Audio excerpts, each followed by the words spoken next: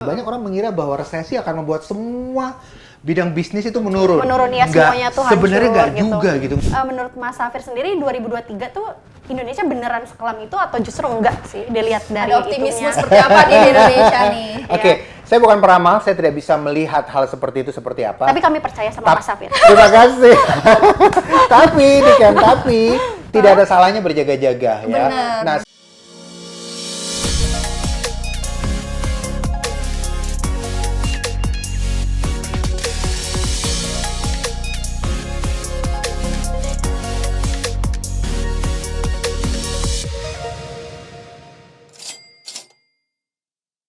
Halo Sobat Kompas.com, selamat datang di program Generasi Cuan sama Martis, sama Niken. Dan hari ini spesial kita bersama Mas Safir Senduk selaku perencana keuangan. Nah, hari ini kita nih bukan mau main games ya, karena banyak banget board games di sekitar kita. Tapi kita mau ngomongin masalah serius nih, menyangkut kehidupan kita anak muda nih. Gimana nih, aduh. Menghadapi ini tuh sulit banget nih. Iya, yang udah rumornya kesana sini yaitu resesi global 2023. Apa kita main dulu nih?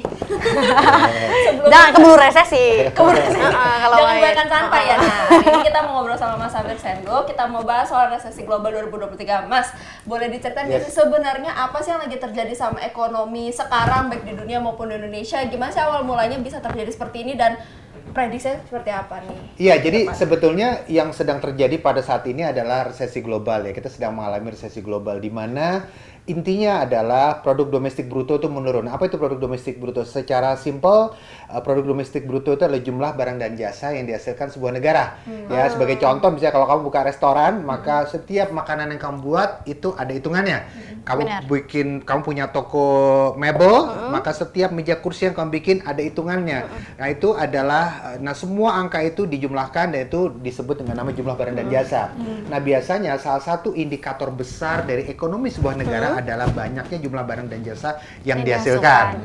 Dan jumlah barang dan jasa ini disebut dengan nama PDB atau produk domestik bruto. Nah, secara simpel, resesi adalah kondisi di mana produk domestik bruto atau jumlah barang dan jasa itu menurun. Dia menurun, dia mengalami penurunan sampai 2 kali berturut-turut gitu ya.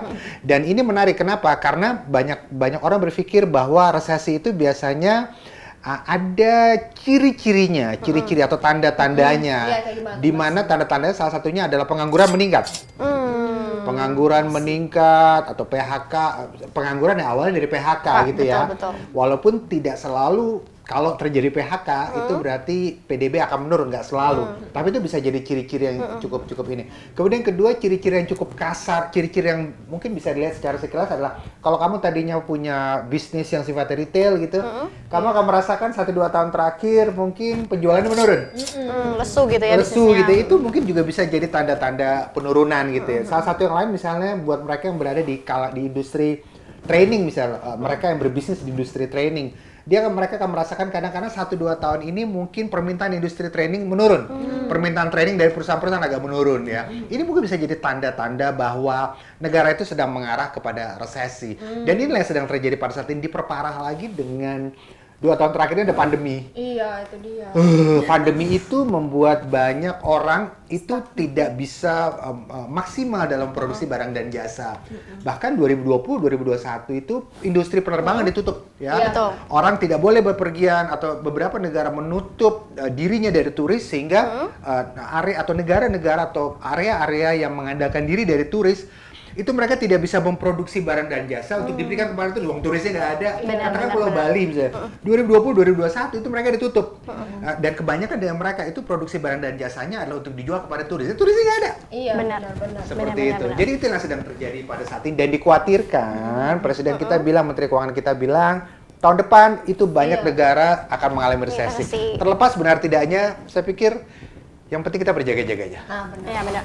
Nah Mas, amit-amit kalau misalkan resesi ini beneran terjadi di Indonesia, apa aja sih Mas dampaknya selain tadi PHK dan lain-lain tuh? Dampaknya adalah kalau kamu punya bisnis, ya bisnismu mengalami penurunan gitu ya. Tapi ini lucu. Banyak orang mengira bahwa resesi akan membuat semua bidang bisnis itu menurun. Menurun ya, semuanya tuh hancur. Sebenarnya nggak gitu. juga. Ada yang bisa naik, Mas? Ada yang bisa naik. Tapi Siapa gini, tuh, Mas? tapi saya kasih contoh sederhana aja. 2021 ada jokes bahwa ada 3 hal yang meningkat. Kopi, bisnis kopi gitu ya, tanaman sama sepeda. Oh itu meningkat Kirain tuh. cupang juga. Sepeda Kenapa ya. kopi, Mas? Ya, kopi karena gini, orang mungkin lebih banyak coffee shop meningkat. Iya. Oh, Jadi gitu. mungkin bisa dimengerti bahwa banyak orang mungkin mengalami PHK, kemudian mereka buka bisnis kecil. Nah, ketika mereka buka bisnis kecil, salah satu yang mereka pikir cukup mudah, walaupun ternyata nggak mudah mudah. juga, adalah ya jual F&B, yaitu coffee shop. Betul, Ya, betul. walaupun pada kenyataannya tidak semudah itu. Gitu. Tapi ini itu menjamur 2021 menjamur dan efeknya kita lihat sekarang 2022 kemana-mana sekarang coffee shop banyak banget. Bener-bener. Coffee Bener-bener. Jalan dikit aja coffee shop. Jadi kita coffee Terus shop. coffee shop lagi. Kita korbannya sih. Kita jadi jajan Jajan kopi terus. mulu. Jadi jangan kopi mulu gitu ya.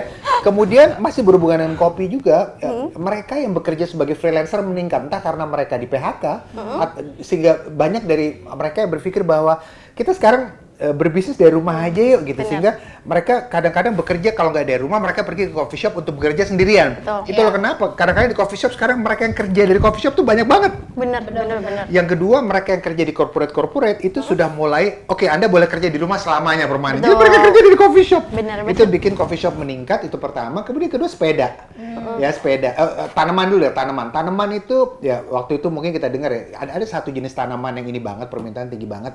Orang banyak di rumah, akhirnya mereka pikirin adalah bagusin rumah, bagusin penampilan depan Benar, rumah benar. gitu ya. Iya, iya. Fasadnya dibagusin, satunya adalah Benar, tanaman. benar. Sehingga banyak sekarang kita ngeliat kalau kita mampir ke kompleks, klaster-klaster, kok rumah lucu banget ya, tanamannya bagus banget, aku pengen Janda banget. bolong, janda bolong. Janda bolong, Iya. iya. Tanamannya bagus-bagus segala macam. Jadi permintaan akan tanaman meningkat 2021 dan sepeda juga. Orang mulai kepikir untuk bisa olahraga, hidup sehat, permintaan sepeda meningkat. Tapi 2022 sudah mulai ada penurunan Penurunan, berliburan. ya. Tapi itu bukti bahwa tidak semua bidang permintaan menurun, ada aja permintaan yang meningkat. Dan satu lagi, biasanya permintaan meningkat atau tidak juga tergantung dari branding yang dilakukan pemain di industri itu. Contoh misalnya pemain di industri kopi, seberapa kuat mereka bisa melakukan branding yang luar biasa, bahwa penting banget loh kamu untuk bisa minum kopi, atau penting banget loh buat Anda para freelancer, kalau ngerjain tugas di coffee shop aja. Iya benar. Tergantung branding. Berarti 2023 ini nggak semuanya lesu ya? Nggak semuanya lesu. Tapi kan kayak ada beberapa orang yang bilang, oh iya nih bakal 2023 bakalan hancur. Tapi katanya beberapa pakar juga bilang katanya Indonesia tuh termasuk yang bagus ya. Yes, Iya. Bahkan Jokowi Yes, yes. aja udah nyusun RAPBN, iya. sampai 3 miliar untuk nanti tahun 3T. 2000. Ya, Iya. 3 triliun, sorry. Iya. Untuk 2023 nanti. Nah, menurut Mas Safir sendiri 2023 tuh Indonesia beneran sekelam itu atau justru enggak sih dilihat dari Ada optimisme itunya? seperti apa di Indonesia nih? Oke, saya bukan peramal, saya tidak bisa melihat hal seperti itu seperti apa. Tapi kami percaya sama Mas Safir. Terima kasih. tapi tidak ada salahnya berjaga-jaga ya. Benar, Nah, sebelumnya saya mau kasih tahu dulu, saya tinggal rumah tempat kalian nongkrong sekarang ini terletak di sebuah area di daerah Serpong di Tangerang ya. Jadi saya kebetulan tinggal di sebuah klaster. Zaman dulu orang bilang kompleks gitu ya. Nah, ini klaster ini lucu banget. Kenapa? Jadi klaster ini bukan klaster yang kalangan bawah, atas juga enggak. Ini tengah-tengah. Oh, middle. Beda-beda. Nah, waktu pertama kali terjadi PSBB nah, PSBB sih PSBB nah. PSBB. Aduh ini kayak Udah lama ya? kayak pelajaran sekolah gitu ya. PSBB. Maret 2020, April 2020 di mana pemerintah memberlakukan oke semua harus tutup segala macam. Lockdown. Orang-orang yang tinggal di kompleks ini itu banyak yang dirumahkan dan banyak yang mengalami PHK. Nah, kebetulan kami itu sebagai warga itu punya grup WA yang isinya grup WA ini grup WA kompleks yang isinya tentang itu bilang security depan dong lampu itu mati. Oke, dibenerin bla bla bla gitu ya. Terus lama-lama di grup WA kami itu mulai bertambah tentang isinya orang jualan. Bu, mau ini nggak? Mau somai? Saya dari rumah ini nih mau somai. Kalau mau somai beli ya. Kita saling jual beli di kompleks. Akhirnya saking banyak yang jual beli, kita yang khusus jual beli itu pindah ke grup WA sendiri. Jadi ada grup WA kompleks biasa, ada grup WA kompleks khusus jual beli. Oke. Pas pandemi, yang jual beli di grup WA itu tambah banyak. Karena banyak orang dirumahkan, dia mulai jual kopi. Banyak orang dirumahkan, dia mulai jual makanan segala macam. Dan lucunya adalah, yang lain ini pada beli. Kalau enak, diteruskan beli, kalau nggak enak cukup 1-2 kali selesai gitu ya. Mungkin karena kenal gitu ya. Tapi lama-lama kok saya lihat, ini kok grup WA jual beli itu kok lama-lama rame banget ya. Padahal itu udah masuk April, Mei, Juni, Juli kok rame gitu ya, rame. Akhirnya ada saking rame ya, saya ngeliat ini kompleks ini seperti negara sendiri. Oh, ada transaksi jual Ada beli perputaran transaksi. uang ya. Ada memang di luar terjadi penurunan ekonomi karena pandemi gitu, tapi transaksi yang cukup kenceng di grup WA ini menunjukkan bahwa walaupun terjadi resesi, asal kamu tetap jualan sesuatu dan barang kamu terjual, maka resesi nggak akan terasa. Aduh, harus jadi penjual dong ya. Kira-kira apa ya, jual apa ya? Ngerti maksudnya? Ngerti. Jadi kalau next time tahun 2023 itu ada resesi, sepanjang kamu punya jualan apapun, kamu tidak harus berbisnis, tapi sepanjang kamu, misalnya kamu kerja sama orang dan kamu yakin bahwa jasamu kepake oleh perusahaan kamu nggak akan ngerasain resesi itu. Oh gitu ya. Kamu merasakan resesi iya, tapi Iya. sepanjang kamu punya jasa dan barang dan jasa yang tetap dipakai orang dan dibeli Kita orang, bisa survive lah, kamu Mas, bisa ya. tetap survive. Oke, keren. Gitu, apapun itu. Dan salah satu cara untuk survive, salah satunya adalah, banyak orang berpikir adalah mereka jual retail. Karena kalau mereka jual retail, orang bertransaksinya uangnya kecil, uang kecil. Kalau uang kecil, orang nggak akan nahan uang. Benar. Tapi kalau kamu jual bisnis to bisnis, itu kadang-kadang terasa. pebisnis tahan uang. Iya. Benar. Mungkin itu bisa jadi gambaran bahwa salah satu cara untuk kita mempersiapkan diri, kalaupun benar terjadi resesi 2023 adalah kamu tetap harus punya barang dan jasa yang dijual, dan salah satunya adalah kamu harus bisa menambah keahlianmu dari sekarang.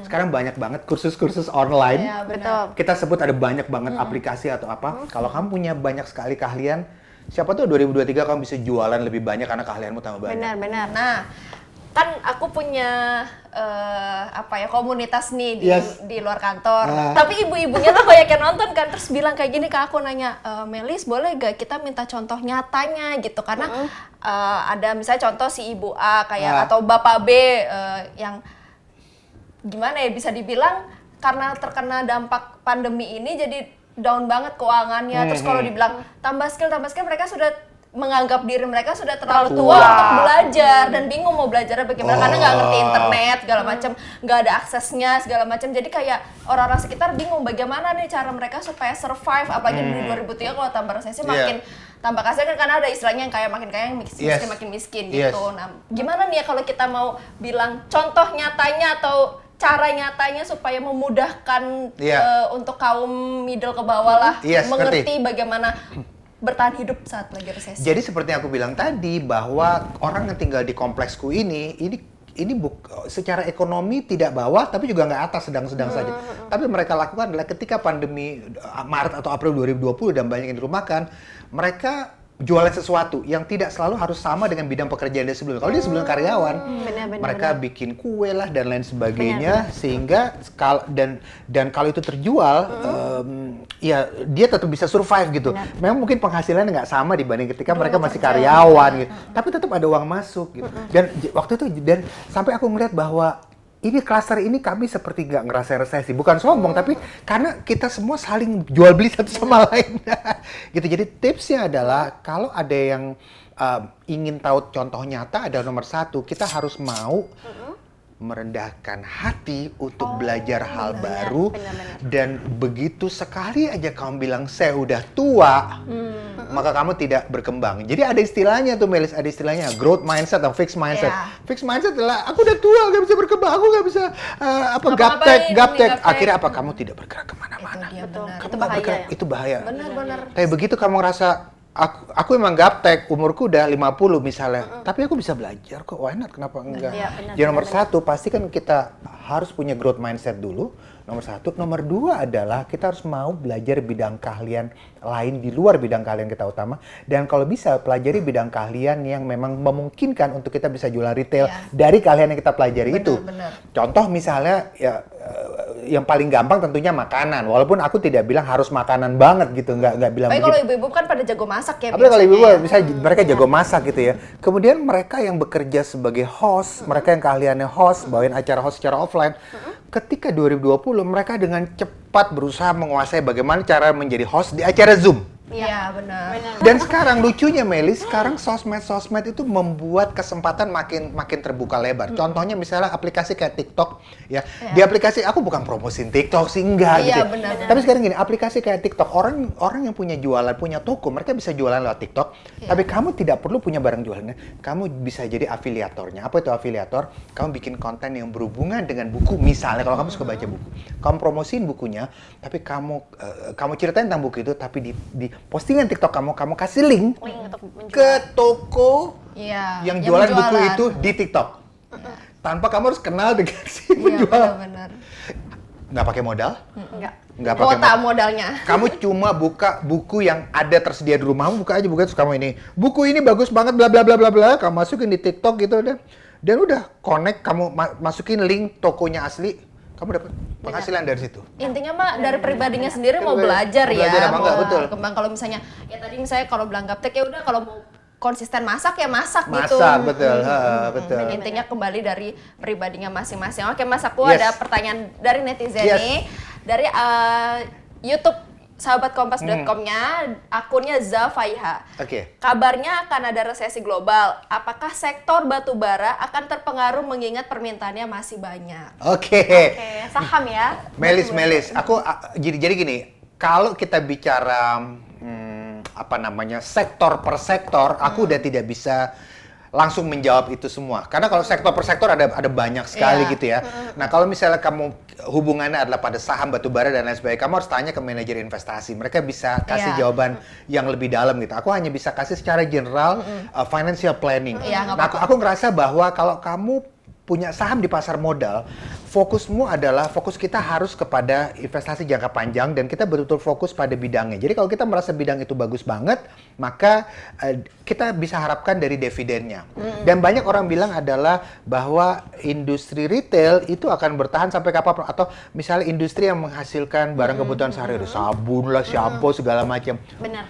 Ketika ekonomi bagus, orang beli mobil. Ketika ekonomi turun, orang menunda beli mobil. Tapi ekonomi lagi naik atau turun, orang pasti tetap mandi. Iya. Ketika dia mandi, dia pakai sabun sama shampoo. Benar. Hal seperti ini yang kita bisa lakukan. Benar-benar. Dan Analisis dasarnya ya. Analisis dasarnya. Tapi fakta menunjukkan 70-80% trader pemula itu gagal. Karena nggak pakai analisis dan asal-asalan Karena nggak pakai ya. analisis. Mereka memang lihat sosmed. Ya, Ya, bahwa benar. sosmed itu kan isinya orang trade. Dan di sosmed orang ngebahas trading itu seksi banget loh. Benar, dapat Iya. uang banyak Iya, gitu ya, kenapa? jadi kaya lah. Saham ini bagus, naik turun, itu seksi. Benar, Sebagai benar. konten, ya, seksi Benar, sebagai benar. konten. Tapi kalau kamu lakukan sendiri, sulit sekali untuk kamu bisa, Benar, apalagi kalau kamu pemula. Kamu akan beli ketika naik, tapi ketika turun, kamu gak akan beli. Iya. Kamu akan jual. Kalaupun kamu tidak punya posisi di situ, kamu tidak akan beli, karena dia lagi turun. Benar. Gitu. Susah sih. Jadi susah sekali. Dan orang yang beli saham dan ngarepin dividen itu nggak pernah masuk sosmed. Karena apa? Karena tidak seksi untuk masuk sosmed. Benar. Yang menarik adalah trading. Trading. Tapi jadi aku menyarankan buat para anak muda yang tidak pernah trading, fokus saja di investasi jangka panjang. Benar. Benar. Dan kita lakukan pekerjaan kita. Nah ini juga buat akun Zafaiha, Yes. bisa tonton juga nih konten kita sama Juan Harahap di Generasi Sekuritas. Itu juga kita Yes. bahas soal saham Batubara. batubara buat resesi 2023. Ntar Batu bara nggak apa-apa, asal jangan batu bata. nanti linknya kita kasih Yes. ya buat kamu. Nah Mas Safir, kita Yeah. mau lanjut lagi nih ngobrolin soal resesi 2023. Kayaknya makin seru banget nih ya, apalagi kita udah mulai tersadarkan, oh seperti ini dampaknya Yes. dan lain-lain. Tapi di video part 2 kita lanjut di YouTube channel kompas.com dan juga di YouTube channel Generasi Cuan. Sebagai rakyat biasa aja nih yang nggak gimana-gimana, tiduran mulu gitu Masyarakat kerjanya. sipil. Rakyat sipil biasa. Bisa nggak sih apa yang kita lakukan ya Mas, biar kita tuh berkontribusi biar mencegah resesi 2023 ini? Oke, salah satu cara yang paling penting kalau kita ingin mencegah resesi adalah hidup bukan tentang membeli melulu. Apa tuh? Kita selalu yang ada di pikiran kita adalah kita mulai kerja umur 20, 23 gitu ya. Yang ada di pikiran kita adalah beli. Benar. Uang itu cuma angka. Dan angka itu nggak pernah ada batasnya. Kalau kita selalu mengejar kebahagiaan hanya dari uang, sampai kapanpun kamu nggak akan pernah bahagia. Bener. Guys, ini jual ya guys ya.